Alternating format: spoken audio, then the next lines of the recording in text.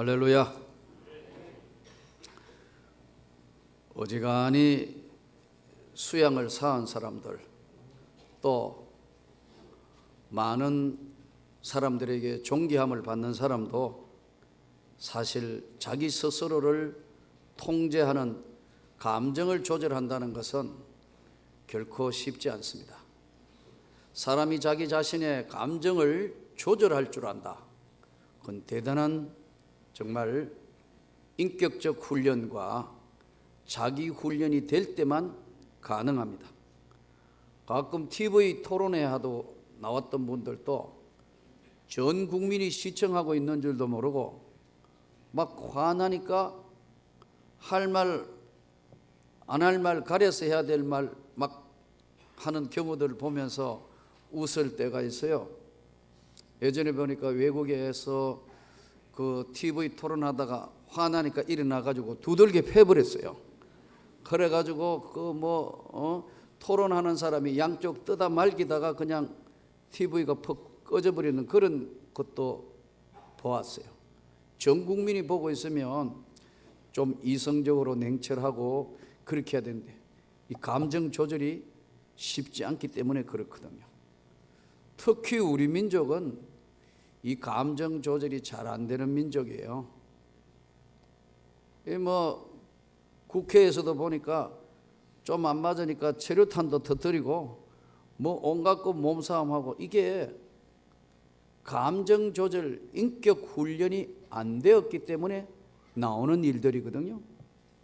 우리 오늘 정말 하나님 앞에 오늘 이 요셉의 생애 중에 중요한 한 토막을 통해서 우리가 말씀을 보면서 잘 자기를 통제할 수 있기를 바랍니다. 감정 조절을 잘 할 수 있는 인격적 훈련이 우리에게 필요합니다. 오늘 이 본문적인 배경은 요셉은 어머니 라헬의 몸에서 태어나서 아버지는 한 아버지인 야곱이지만 12형제가 태어났는데 한 어머니 뱃속에 태어난 것은 베냐민밖에 없어요.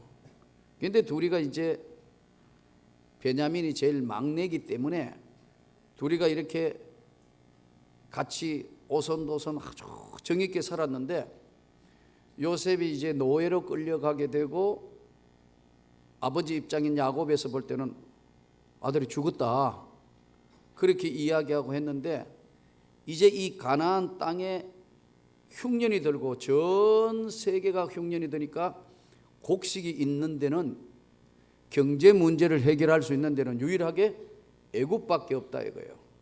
그래서 그 형들은 양식을 사러 오게 되었고, 그 양식을 사러 온 형들과 이제 요셉이 만나서 하는 대화의 내용의 장면입니다. 이때 이제 요셉이 형들에게 묻습니다. 너희가 말하던 그 노인이 안녕하시냐? 아직도 말이야 생존에 계시냐? 이렇게 물어요. 그랬더니 지금도 우리 아버지가 평안하고 살아 계십니다 이렇게 이야기해요. 그래, 첫 번째 아버지의 안부를 묻는 겁니다. 아버지 어떠냐? 건강하시냐? 이렇게 물었어요. 형들은 꿈에도 총리가 요셉이라는 생각을 하지 못하는 상황이 되어 있기 때문에 요셉이 형들에게 아버지가 잘 계시냐? 그 형제들 처음 보니까 예, 잘 계십니다. 그 다음에 눈을 들어 자기 어머니 아들 동생 베냐민을 보고 너희가 말하던 작은 동생이냐? 그러고 난 뒤에 이 아이가 맞냐? 이렇게 이야기하고 난 뒤에는 베냐민에게 소자여 하나님이 내게 은혜 베푸시기를 원하노라 이렇게 이야기해요. 마음속에 있는 이야기를 이제 다 하는 거죠. 그런데 요셉이 아우를 사랑하는 내가 떠나고 난 뒤에 막내 베냐민은 어떻게 됐을까? 베냐민은 형들에게 나처럼 핍박을 받은 건 아닌지, 눈칫밥을 먹은 건 아닌지, 마음의 고통은 없는지, 유일하게 한 어머니에 태어난 요셉이 없어졌을 때 형 없는 베냐민의 삶이 얼마나 힘들었겠냐 하고 생각을 해보니까 아우 베냐민을 보자마자 마음속에 급히 울 곳을 찾아 안방으로 들어가서 울고 아우를 사랑하는 마음으로 복받쳐 울음이 복받쳐서 도저히 어떻게 못하니까 급히 나가서 실컷 울고 들어와서 얼굴을 씻고 그 정을 억제하고 음식을 차려서 형들 순서대로 쫙 앉히는 겁니다. 그 형들 입장에 볼 때는 그러잖아요. 총리 요셉이 총리가 자기들 형들 나이 차례대로 쫙 앉힌단 말이에요. 이상하다. 어떻게 하실까? 요셉의 앞에 앉되 그들이 나이 따라 앉히게 되니 그들이 서로 이상히 여겼더라. 자, 그리고 요셉이 자기 음식을 그들에게 주되 베냐민에게는 5배 많이 주었다. 요 한순간의 짧은 것을 보면서 우리는 오늘 이 세상을 사는 요셉과 같은 지혜가 있어야 되는데, 우리가 이 세상에서 하나님의 은혜를 잊고 살지만 가장 중요한 그 큰 일을 앞두고, 또 인생에 있어서 큰 일도 중요하지만 전혀 생각지 않는 작은 일이 인생을 바꾸어 놔요. 요셉이 얼마나 인격적인 훈련에 감정 조절이 잘 되어 있다는 것을 볼 수 있어요. 얼마 전에는 보니까 아파트 위층 사람하고 아래층 사람하고 소음 때문에 서로 치고받고 해서 이제 법적 문제가 비화돼 가지고 뭐 큰 어려움을 겪는 경우도 있고, 또 사실은 이것뿐만 아니라 인생의 어떤 큰 문제도 항상 자그마한 거 1분만 참으면 되는데, 1분만 참으면 되는데 어떨 때는 1분까지 갈 것도 없어요. 그 순간만 넘어가면 되는데 이게 안 되는 거예요. 이게 뭐라 했어? 다야? 뭐 이렇게 내가 은혜롭게 잘 가다가 통제가 안 되는 거예요. 이게 감정 조절이 잘 안 돼요. 특히 우리 민족은 여러분 감정 조절이 천하에 안 되는 민족이 우리 민족이에요. 도로가에 차 서로 부딪히면 교통 성경이 오든 말든 줄 쫙 섰는데 멱살 잡고 싸우는 동네는 대한민국밖에 없어요. 이 감정 조절이 절대로 쉽지 않습니다.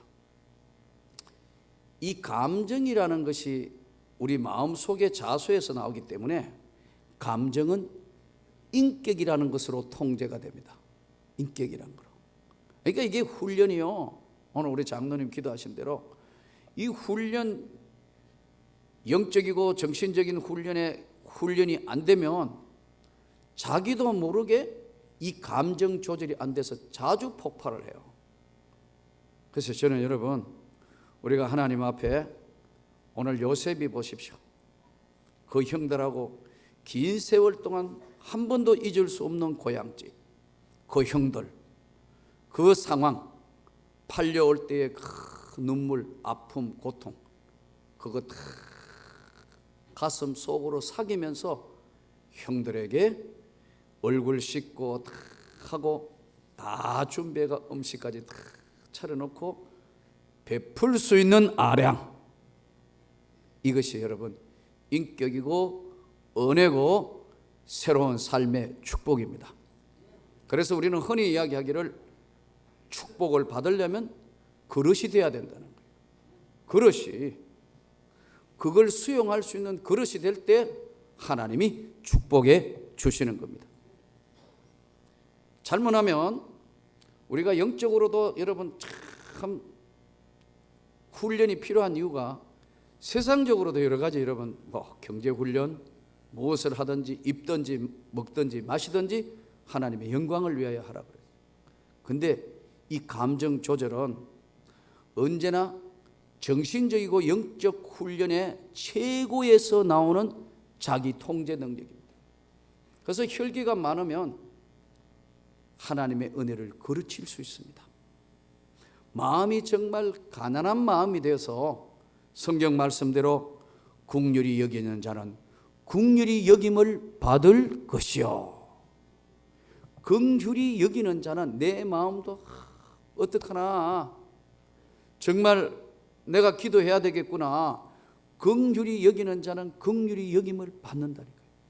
그런데 이것이 평소에는 괜찮은데 사람이 환경이 바뀌면 들뜨면 이 감정 조절이 안 돼요. 어제도 윷놀이 할 때 여러분은 그냥 했는지 몰라도 나는 간절히 기도했어요. 멱살 잡는 일이 없게 하옵소서. 주여, 일주일간 여러분 나는 기도했어요. 멱살 잡는 일이 없게 하옵소서. 이 더더군다나 이 좋은 잔치 벌려졌는데, 그런데 어제도 아슬아슬했어요. 왜냐하면 앞에 게 죽었다, 유씨 가가지고 앞에 거다 뒤에 거다. 그때는 목사님도 안 통해요. 자기 주장이 나오고 유판 이렇게 쓰는데, 예? 이쪽으로 갔다고 야단나요. 그때마다 뭐가 드러난다? 인격이 드러난다. 본색이 드러나. 그러니까 윷 몇 판만 던져보면 다 알아요. 그거 아무것도 아니잖아요. 근데 거기에 목숨 걸어버린 거예요. 이때까지 믿던 예수 어디로 가버리고 없어요. 야, 뭐하고 유 때문에 예수가 없어져 버린다. 이게 인간의 감정이에요. 그러니까 이렇게 윷놀이 할 때마다 저는 그냥 보지만 어제 왔다 갔다 하면 붙다가 멱살 안 잡게 하옵소서. 잘 마치게 해주십시오. 쳤을 때 잘했다 이래야 되는데 이 유치다 아니다 뭐다 또 심판 따라 약간 해석이 다르니까 저쪽에는 이렇게 했고 이쪽에는 저렇게 해가지고 가만 보니까 이때까지 한 번도 안 보던 사람끼리 붙는 것 같아요. 감정 조절이란 우리가 웃지만 절대로 쉽지 않습니다. 그런데 여러분, 하물며 기나긴 세월 동안 가슴과 영혼에 깊은 상처를 입혔던 팔았던 형들, 눈물로 지새던 수많은 날 보고 싶어 그렇게 통곡하며 가슴 아파했던 동생 베냐민을 볼 때 요셉이 자기 자신을 잘 절제하는 것, 통제하는 것, 우리 이런 신앙 인격 훈련이 되기를 바랍니다. 많은 사람들이 지금은 교회와 또 예수 믿는 사람들을 비판하는데, 나는 여러분은 스스로 교회와 여러분 스스로를, 교인들을 비판하지 않았으면 좋겠습니다. 이것을 보고 하나님 앞에 기도해야 될 제목이라고 알아야지. 세상 사람 이야기하는 것처럼 교회를 비판한다든가 교회를 무조건 매도해서는 안 됩니다. 우리가 깊이 반성도 해야 되겠지만 아직도 우리 민족의 희망은 오직 교회입니다. 여러분, 민족의 희망은 예수입니다. 그 이상도 그 이하도 없습니다. 아마 전국에 지금 인터넷에 이걸 떠서 요즘은 좀 많은 분들이 보니까 타종교에 있는 분들은 뭔 저런 목사님이 저런 소리를 하나 모르지만, 나는 아무리 생각해도 우리 민족의 희망은 여전히 교회고 예수밖에 없는 줄 믿습니다. 통계입니다. 1997년도부터 2007년까지 저 북한에 그 어려울 때 우리 북한 구호 물자를 보낸 것이 전체 약 3천억 원에 가까운 걸 교회가 북한에 보냈다. 통계. 대단한 겁니다, 여러분. 또 방황하다가 먹을 거 없고 여러 가지 고통 가운데 북한을 탈북하신 이탈 주민의 90%가 한국 사회에 적응할 수 있도록 결정적인 영향을 미친 사람이 누구냐? 교회입니다, 여러분. 또 동시에 우리 한국의 복지 민간 부분의 70%에서 80%가 교회가 하고 있습니다. 절대로 여러분 간과할 문제가 아니에요.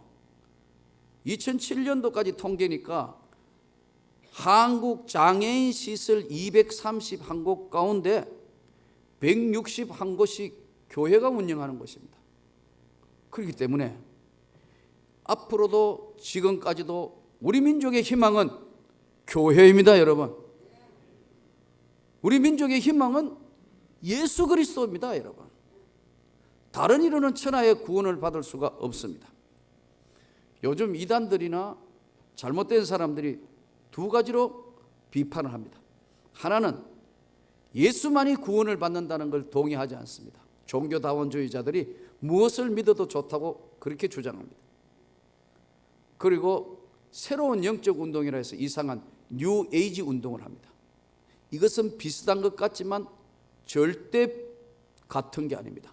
성령의 역사는 말씀의 역사입니다. 성령의 역사는 치유의 역사입니다. 성령의 역사는 하나님의 권능의 역사입니다. 사람을 바꿔놓습니다. 제가 이번에 30년 전에 학교 교사로 부임했던 경상도 청송 진보 땅에 집회를 하러 갔습니다. 월, 화, 수 눈이 참 많이 왔어요. 눈이 너무 많이 왔어요. 눈이 너무 많이 왔다가 보니까 차가 제대로 이동을 할 수 없어요. 이 차가 이동할 수 없으니까 교회 오셔가지고 갈 때 눈이 그렇게 많이 왔으니까 전부 집이 먼 분들은 교육관에 주무시는 거예요. 교육관에 주무시는. 그런데 이제 집회를 하는데 많은 분들이 정말 교회당에 가득 차서 어떻게 할 수 없을 만큼 많은 사람들이 모여서 이제 집회를 해요. 근데 그 부분 중에서 그분들 중에는 한 3분의 1이 나와 같이 함께 살았던 사람들이란 말이에요. 그래서 복음을 전하며 이야기를 하는데 금요기도 때도 잠깐 말씀드린 것처럼 내가 가르쳤던 제자 중에 하나가 눈물을 흘리면서 설교를 듣고 있어요. 그래서 나중에 이제 제가 잠깐 쉬는 시간에 내가 거기 학교 교사했을 때 졸업생들이 몇이 왔어요. 이렇게 이야기해요. 목사님 하다가 한쪽에는 또 옛날 그대로 튀어나와가 선생님 그러다. 그래. 누구하고 동기더라? 예. 영미하고 동기인데요. 그래? 그렇구나. 그게 누구 이렇게 이야기하다가 그래. 그런데요. 학교 다닐 땐 저 예수 안 믿었거든요. 그런데 한편 후평이라는 곳에 와가 기도하고 그런데 그때 그랬대요. 가족을 구원하기 위해서는 기도가 한 20년 내지 30년 정도 기도는 필요할 것 같다. 그 이야기를 듣고 끈질기게 20년 30년 동생하고 같이 기도를 했더니 지금 자기 집안의 모든 사람들은 몽땅 다 예수 믿는다. 그 뒤에는 장로님도 나왔고 아버지 가게 어머니 가게 양쪽 다 믿어서 집사 권사 60명이 나왔대요. 울면서 이야기하는 거예요. 그래서 정말 구원받은 거 하나님의 은혜에 감사한다. 그런데 다시 제가 그곳에 돌아가서 참 돌아보니까 나는 사실 그곳에 갔을 때는 많은 생각을 하고 하나님이 어쩔 수 없이 그쪽으로 갈 수밖에 없도록 몰아가신 거지만 그때의 은혜 받았을 때의 그때의 상황으로 다시 돌아가 봐도 이 학생들이나 또는 거기에 있는 지역 주민들 사람들의 어떤 생각이 정말 처음에는 은혜 받은 사람들이 적기 때문에 반대하는 사람이 훨씬 많았습니다. 그런데 시간이 지나가면서 보니까 저는 서울 땅에 이렇게 와서 교회를 신학교 가면서 개척하고 이런 과정을 겪어서 그 때에 있을 때는 선지자가 고향에는 존귀함을 입지 못한다 하더니 참 고난과 역경이 많은데 지내놓고 보니까 하나님의 은혜가 넘쳐서 정말 지금은 내려가서 너무 죄송할 정도로 제가 가니까 사도 바울이 온 것처럼 환영하는 겁니다. 왜 그렇게 되는가? 우리는 그 당시에 많은 일들이 있었지만 정말 하나님 앞에 간절히 기도했기 때문에 이 놀라운 능력의 역사가 나타난 겁니다. 여러분 지금 가족 구원의 문제나 여러분 삶의 가장 중요한 문제, 절대로 여러분 비평하지 마십시오. 하나님이 때가 참에 요셉처럼 높여주시는 줄 믿습니다. 하나님이 그릇만 되면 채우시는 것은 그분이 하시는 일이고 축복의 손길입니다. 저는 요즘 신학교 학생들한테 늘 강조하는 것이 한 가지 있습니다. 소명과 야망을 구별을 못해요. 교회도 여러분 어떤 사람은 야망을 가지고 해요. 소명은 뭐냐면 하나님의 영광에 이르는데 자기를 낮추고 자기를 죽이는 게 소명이에요. 여러분 직분을 받은 것이 하나님이 주신 소명입니다. 믿습니까? 하나님이 명문교회에 맡겨주신 귀한 소명이고 축복입니다. 그런데 우리가 잘못하면 야망으로 바뀌어버리는 거예요. 그래서 절대로 여러분 하나님의 은혜를 우리가 한시라도 잊어버리면 자기 조절이 안 돼요. 그 아무것도 아닌 윷놀이 때문에 이게 지금까지 신앙적으로 쌓아놓은 인격이나 이런 게 한복에 와라라 할 수도 있다니까. 그러면 이것은 소명이라는 것은 하도 되고 안 해도 되는 게 아니고 끝까지 주님 앞에 충성하는 것이 소명입니다. 야망은 뭐냐면 내 뜻을 이루려는 거예요. 내가 이렇게 할 테니까 하나님 좀 따라오세요. 그래서 신학교 가가 이렇게 수업하다가 보면 쟤는 신학교 안 와야 될 애가 왔구나. 큰일이다. 쟤는 만일 목사 되면 정말 교회가 보통 문제가 아니겠다. 이런 게 눈에 들어요. 왜냐하면 자기 야망에 가득 차 있어요. 저는 여러분 주님을 기쁘시게 하기 위해서 절대로 우리 야망을 이루기 위해서 해서는 안 됩니다. 그러나 여러분 하나님의 교회가 성장하고 부흥해야 되는 건 하나님의 역사입니다. 주님이 원하시는 거고요. 그렇기 때문에 우리가 알아야 할 것은 신앙생활 하다가 내 야망을 채우는 것으로 한다면 그 다음에는 감정 조절이 안 돼요. 제가 대구에 교사를 할 때인데 수학여행을 갔는데 여학생들 그때 보통 가을에 수학여행 가는데 봄에 갔어요. 여고 학생이 한 학교가 갔는데 설악산 안에 남고 학생이 8학교가 온 거예요. 야단 나버린 거예요. 이게 지금 여학생 한 학교 왔는데 남자 학교가 8개 오니까 남자 학교가 통제가 안 되는 거예요. 이게 아주 얘들이 지금 수학여행 와가 들떠서 어떻게 하지를 못하는 거예요. 그러니까 우리는 여학교 선생님들은 여간에 보초를 쓰는 거예요. 어떤 남학생이 튀어들어올까 싶어 보초 쓰고 다 막아 있는데 세상에 남학생이 들어온 게 아니고 여학생이 튀어나가 버렸다. 8명이 실종돼 버렸어요. 밤은 10시부터 통제를 했는데 밤은 1시, 2시 됐는데 이게 조절이 안 되는 거죠. 큰일 났네 이제 우리 몇 시부터는 누가 서고 몇 시부터는 누가 서고 몇 시부터는 누가 서고 했는데 언제 나갔는지 모르는데 8명이. 인원을 점검해보면 8명이 없어요. 교사들도 다 심할 썼어야 될 판이에요. 다. 그러니까 교장 선생님은 당연히 막 화가 나서 이 야단 난 거예요.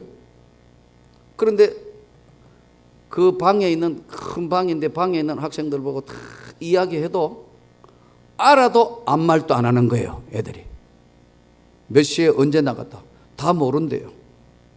근데 교장 선생님이 한 여학생을 이렇게 오라더라고. 그런데 그 여학생이 누구냐 하면은 성녀예요. 자기 절에 주지 여자 스님이 너는 나처럼 이렇게 성녀가 되지 말고 너는 학교 공부를 다 마치고 절로 들어오라고 이 학생을 학교를 보낸데, 세상에 내가 걔 담임인데 내가 걔가 중인지 몰란 거예요. 교장 선생님하고 주지하고 서로 오케이 이렇게 해가지고 오랫동안 머리 길어가지고 학교에 보니까 난 모를 수밖에. 그런데 중요한 정보를 누구한테 받느냐면 그 중요한 성리했던 걔한테 받는 거예요. 신봉뭔데 이름이 정확하지, 신봉성인가 신봉숭인가 하여튼 그런데 몰랐어요. 그러니까 못 찾으니까요, 걔 오라 하더라고. 걔 오가 하니까 교장 선생님 첫 마디가 아주 재밌어요. 다른 애들은 다 미쳐도 너는 안 미칠 거 아니야? 이래요. 막 수학여행 왔으니까 막 그러니까 너는 정확하게 이야기를 해다오 이러더라고요.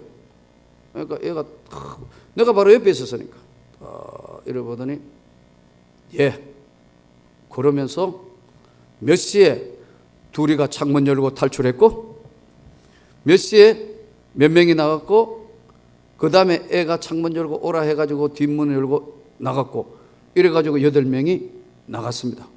그래? 알았어요. 그러니까 어디로 갔는지 알 거 아니에요, 장소를. 그래가지고 여러분 남학생들하고 앉아가지고 노는 애들을 다 붙들어가지고 데려왔습니다. 다. 그래가지고 이제 왔는데 그 다음이 이제 징계를 해야 되잖아요. 이거 문제를 이렇게 그때마다. 그런데 이 아이가 이렇게 이야기해요. 교장 선생님, 제가 이렇게 이야기한 것은 교장 선생님이 넓은 아량이 있는 줄로 알고 징계 안 할 줄로 알고 이야기했으니까 징계하시면 안 돼요. 학생이 교장 가르치는 겁니다, 여러분. 그것도 타종교 애들이. 그때까지는 난 중인지 몰랐어요.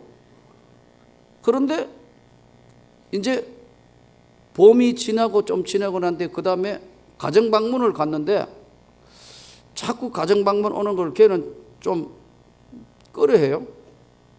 그래서 그러면 이제 여기까지 종료를 하려 했는데 나보고 그러면 가정방문을 오시려면 이번에는 저녁쯤 돼가지고 이렇게 해가지고 잠시 오시면 좋을 것 같다.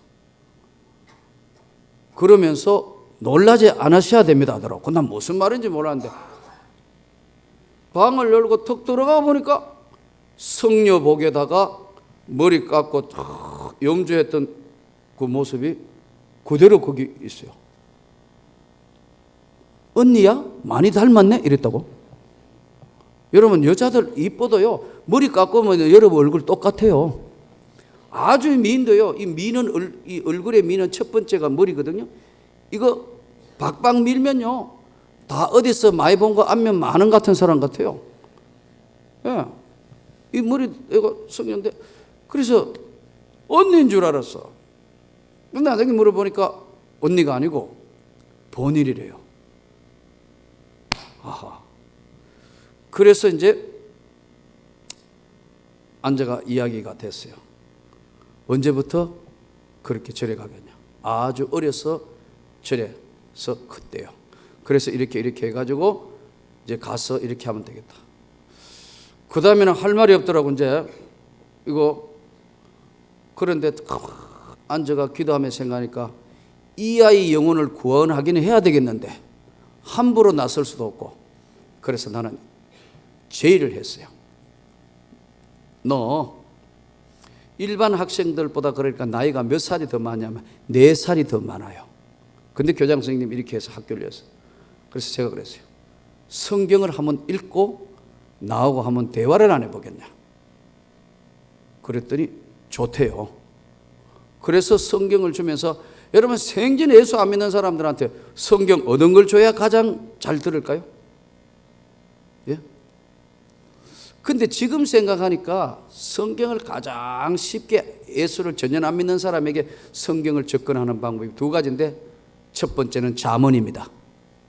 잠언서는 읽으면 그냥 생활의 이야기니까 참, 그 다음에 어느 정도 믿음이 자라게 되면 보통 신약 성경부터 쭉 읽게 되고, 그 다음에 믿음이 들어오고, 그 다음에 어느 정도 좀 되면 구약 성경부터 이렇게 읽는 거거든요.